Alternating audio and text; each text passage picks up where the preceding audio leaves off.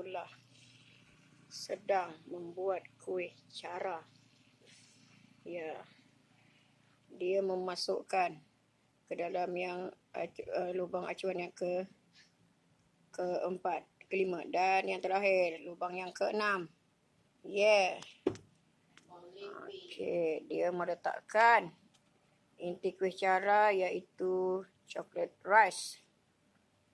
Satu inovasi cara yang dimodernkan.